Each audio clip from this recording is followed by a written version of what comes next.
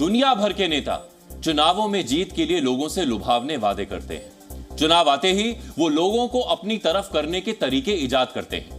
वो मीठी मीठी बातें करते हैं, क्षेत्र के विकास कार्यों को गति देने के दावे करते हैं। यही नहीं, वो लोगों से उनके क्षेत्र को आदर्श बनाने के लिए बहुत कुछ करने का दावा भी करते हैं। इतना ही नहीं, पार्टी के स्तर पर तो जातीय गणित और धार्मिक तुष्टीकरण की योजनाएं भी तैयार होती हैं। लेकिन हमारे यहां स्थिति अलग है। भारत में चुनाव आते हैं तो चर्चा विकास कार्यों के होने या ना होने की नहीं होती है। हमारे यहां विपक्षी नेता इस बात पर चर्चा करते हैं कि मतदान वोटिंग मशीन से होना चाहिए या बैलेट पेपर के जरिए। मतलब जनता को क्या चाहिए और उन्हें क्या मिल रहा है, इसकी चिंता कोई नहीं करता है। नेताजी को चिंता इस बात की होती है कि चुनाव मशीन से नहीं होने चाहिए, बैलेट पेपर से होने चाहिए। हालांकि बैलेट पेपर से चुनाव होने पर जीत की गारंटी वो तब भी नहीं लेना चाहेंगे। लेकिन चुनावों में कई बार हारने के बाद अक्सर राजनेताओं को पॉलिटिकल इनसिक्योरिटी हो जाती है और इसी वजह से वो हारने की ऐसी वजह तलाशते हैं जिस पर हार का ठीकरा फोड़ा जा सके और पॉलिटिकल करियर बचा रहे। छत्तीसगढ़ के पूर्व मुख्यमंत्री और कांग्रेस के वरिष्ठ नेता भूपेश बघेल ने अपनी पार्टी को जीत का नया प्लान दिया है। उनको लगता है कि इस नए प्लान से कांग्रेस पार्टी आने वाले चुनावों में बड़ी जीत दर्ज कर सकती है। तो सबसे पहले हम आपको भूपेश बघेल का वो बयान सुनवाते हैं जिसे वो जीत का नया फॉर्मूला बता रहे हैं। उसके बाद हम जीत के इस नए फॉर्मूला का संपूर्ण विश्लेषण करेंगे। हमारी सरकार बनने के बाद जब नगरीय निकाय चुनाव हुआ 2019 में, तो मैंने ईवीएम से नहीं कराया, हमारी सरकार ने बैलेट पेपर से कराया था। हमको विश्वास नहीं है और नियम ये कहता है, जो इलेक्शन कमीशन के जो सर्कुलर है उसमें प्रश्न क्रमांक 303 देखिए, उसमें स्पष्ट लिखा है 384 यदि नामांकन होते हैं किसी लोकसभा क्षेत्र में तो वहाँ बैलेट से चुनाव कराया जाएगा। तो जो ये कहते हैं कि ईवीएम में धांधली हो रही है, तो उसके लिए हमने रास्ता बताया कि ये रास्ता है, आप उसको रोक लीजिए। हालांकि देखा जाए तो भूपेश बघेल का यह सवाल बहुत इंटरेस्टिंग है। यकीनन आम जनता को इस बारे में कुछ खास जानकारी नहीं होगी। भूपेश बघेल का ग्रैंड चुनावी प्लान यह है कि देश की 543 लोकसभा सीटों पर अगर 375 से ज्यादा उम्मीदवार खड़े हो जाएं, तो चुनाव बैलेट पेपर से करवाने पड़ जाएंगे और इनका मानना है कि इस तरीके से कांग्रेस की जीत की उम्मीद बढ़ जाएगी। तो हमने ईवीएम को लेकर कुछ खास जानकारियां जुटाई हैं जो आपको जाननी चाहिए। जैसे जिस ईवीएम की बात हो रही है वो है इलेक्ट्रॉनिक वोटिंग मशीन। ईवीएम की मुख्य 2 और कुछ जगह 3 यूनिट होती हैं। पहली है बैलेट यूनिट, इसमें ही उम्मीदवारों के नाम, चुनाव चिन्ह और बटन होते हैं। दूसरी है कंट्रोल यूनिट, जिस उम्मीदवार को वोट दिया जाता है वो इस मशीन में दर्ज होता है। तीसरी है वेरीफाइबल पेपर ऑडिट ट्रेल यानी वीवीपैट। इस मशीन से वोट के बाद रसीद कटती है जिस पर आपके वोट की जानकारी होती है। यह रसीद चुनाव आयोग वोट के मिलान के लिए इस्तेमाल करता है। यह मशीन अभी कम जगहों पर इस्तेमाल की जाती है। भूपेश बघेल ने कहा है कि एक ईवीएम में केवल 375 उम्मीदवारों का नाम आ सकता है और अगर इससे ज्यादा हुए तो चुनाव आयोग बैलेट पेपर से चुनाव करवाने को मजबूर हो जाएगा। तो इस ग्रैंड प्लान में कितनी सच्चाई है यह अब हम आपको बताते हैं। एक बैलेट यूनिट में एक बार में 16 उम्मीदवारों के नाम दिख सकते हैं। इसमें नोटा भी शामिल है। बैलेट यूनिट से जुड़ी हुई कंट्रोल यूनिट में एक साथ 24 बैलेट यूनिट जोड़े जा सकते हैं। तो देखा जाए तो 24 गुणा 16 यानी नोटा समेत कुल 384 उम्मीदवारों के लिए एक बार में वोट किया जा सकता है। मतलब यह है कि किसी लोकसभा क्षेत्र में अधिकतम 384 उम्मीदवारों को मिलने वाले वोट ही ईवीएम मशीन दर्ज कर सकती है। तो भूपेश बघेल की गणित इस आंकड़े से थोड़ा ही पीछे थी। उन्होंने 375 उम्मीदवार बोले थे, लेकिन यह गिनती 384 है। देखा जाए तो इस मामले में वो सही थे। भूपेश बघेल ने बार बार कहा है कि हम लोगों को 384 से ज्यादा लोगों को नॉमिनेशन करना चाहिए ताकि चुनाव आयोग मजबूर होकर बैलेट पेपर से चुनाव करा सके। उनकी बात पे विचार सबको करना चाहिए। कई हमारे नेता हैं जो इस बात से सहमत हैं। इस पे हमारी आंतरिक चर्चा चल रही है। बारंबार जो है, जब से कांग्रेस चुनाव पराजित हो रही है तब से उसको ईवीएम पर संशय बढ़ा है। भारत की निर्वाचन प्रणाली समग्र विश्व स्वीकारता है कि सर्वोत्तम है।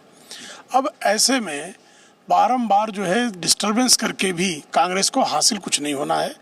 अब चुनावी जुमलेबाजी कर सकते हैं, वो कर लें। ईवीएम मशीन की प्रशंसा समूचे विश्व में है, सिर्फ भारत में नहीं है, समूचे विश्व में है। ईवीएम मशीन को आप हैक करो ये कहकर इलेक्शन कमीशन सामने खड़े होता है तो कोई नहीं आते हैं।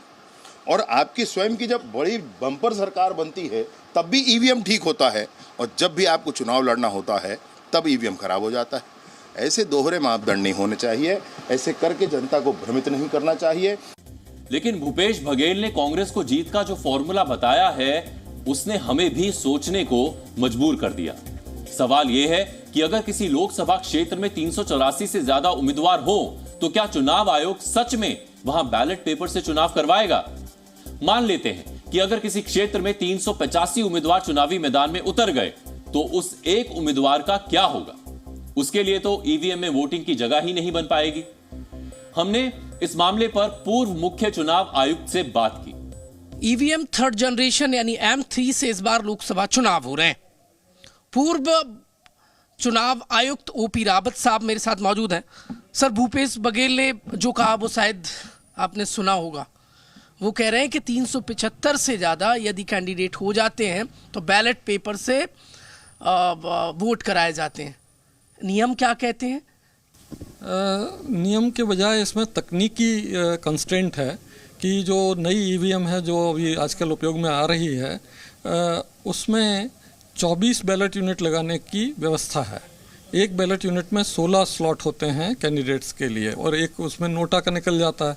तो 24 के हिसाब से 384 स्लॉट हुए, उसमें एक नोटा का निकाल दिया तो 383 कैंडिडेट अगर खड़े होते हैं तो एक उससे चुनाव हो सकता है। एक ही ईवीएम उसमें 24 बैलेट यूनिट लगा के चुनाव हो सकते हैं। लेकिन अगर इससे ज़्यादा कैंडिडेट खड़े हो जाते हैं तो फिर बैलेट के अलावा और कोई रास्ता है नहीं। वैसे ऐसा कभी हुआ नहीं क्योंकि इतने कैंडिडेट कभी खड़े नहीं हुए। तो उनका जो ये कहना है वो सही है कि 383 से अगर ज़्यादा कैंडिडेट हो गए तो बैलेट से चुनाव होगा। तकनीकी रूप से देखा जाए तो भूपेश बघेल पूरी तरह से गलत नहीं है, लेकिन वो पूरी तरह से सही भी नहीं है। वजह यह है कि अधिकतम 384 उम्मीदवार को ही ईवीएम के जरिए एक बार में वोट किया जा सकता है, लेकिन 384 से ज्यादा उम्मीदवार होने पर चुनाव बैलेट से होगा या नहीं, इसके बारे में भूपेश बघेल गलत है। दरअसल वो गलत इसलिए हैं क्योंकि चुनाव आयोग ने भी इस बारे में कभी नहीं सोचा। चुनाव आयोग ने इसकी योजना ही नहीं बनाई है कि अगर किसी लोकसभा क्षेत्र में 384 से ज्यादा उम्मीदवार खड़े हो जाएं तो क्या होगा। उन्होंने ईवीएम की क्षमता को बढ़ाने पर विचार किया ही नहीं, इसीलिए इस सवाल का जवाब उनके पास है ही नहीं। हालांकि हम आपको इससे जुड़ी कुछ जानकारियां जरूर देना चाहते हैं। देश में 543 लोकसभा क्षेत्र हैं।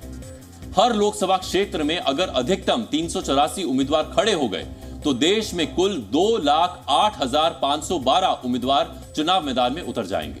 चुनाव लड़ने के लिए 25,000 रुपए जमानत के तौर पर जमा किए जाते हैं, यानी एक लोकसभा क्षेत्र से चुनाव आयोग के पास करीब 96 लाख रुपए जमानत के तौर पर जमा होंगे। अगर सभी लोकसभा क्षेत्र से अधिकतम 384 उम्मीदवार ही रहे तो करीब 521 करोड़ रुपए जमानत के तौर पर चुनाव आयोग के पास जमा होंगे।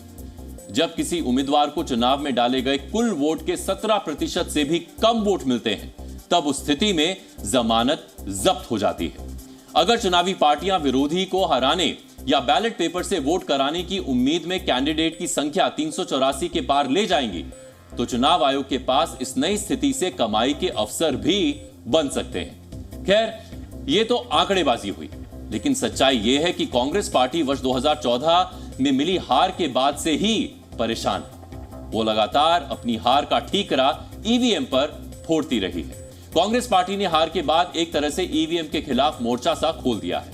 ईवीएम का विरोध वो हर तरह के चुनावों में करते आए हैं, चाहे वो चुनाव विधानसभा का हो या लोकसभा का। हालांकि ये विरोध जीत के वक्त नहीं देखा गया है, ये विरोध हमेशा हार के बाद ही देखा गया है।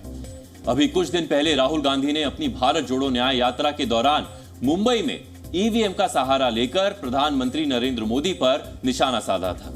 उन्होंने दावा किया था कि बीजेपी केवल ईवीएम की वजह से जीत रही है। राजा की आत्मा ईवीएम में है, हिंदुस्तान की हर संस्था में है, ईडी में है, सीबीआई में है, इनकम टैक्स डिपार्टमेंट में है। ईवीएम के बिना नरेंद्र मोदी चुनाव नहीं जीत सकता है।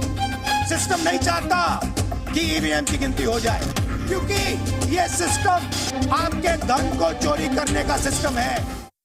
कांग्रेस पार्टी ने कई बार ईवीएम को बंद करके बैलेट पेपर से चुनाव करवाने की मांग की है और इसको लेकर कोर्ट का रुख भी किया है, लेकिन हर बार उनकी याचिकाएं खारिज हुई हैं। इसी महीने ईवीएम को लेकर 2 अलग अलग याचिकाएं डाली गई थी जो खारिज हो चुकी हैं। सुप्रीम कोर्ट इन याचिकाओं से पहले भी ईवीएम को लेकर 10 से ज्यादा याचिकाएं खारिज कर चुका है। यही नहीं, चुनाव आयोग ने जब लोकसभा चुनावों का ऐलान किया था तब चुनाव आयुक्त ने ईवीएम का विरोध करने वालों पर एक शेर के जरिए तंज कसा था। तो मुझे भी ईवीएम पे फिर मैं रात सोच रहा था ये प्रश्न तो आएगा जरूर, तो फिर रात को मैंने कुछ लिखा अपने हाथ से।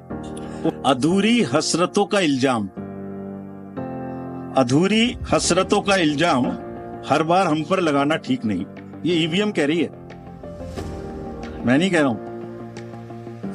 अधूरी हसरतों का इल्जाम हर बार हम पे लगाना ठीक नहीं। वफा खुद से नहीं होती, खता ईवीएम की कहते हो।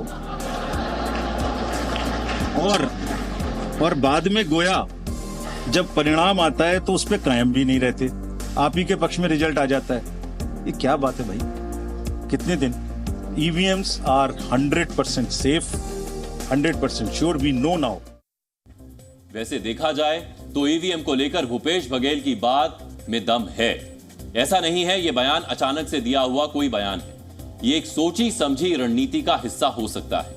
वजह यह है कि चुनाव नजदीक आते ही ईवीएम की एक ऐसी कमी के बारे में बताया जाता है जिसके बारे में चुनाव आयोग ने भी नहीं सोचा था। भूपेश बघेल की बातें काल्पनिक नहीं है, बल्कि ये व्यवहारिक लगती हैं। किसी भी लोकसभा क्षेत्र से 384 से ज्यादा उम्मीदवार खड़े हो सकते हैं। अगर ऐसा हुआ तो क्या होगा? चुनाव आयोग अब इसी बात पर विचार कर रहा होगा। Zee News।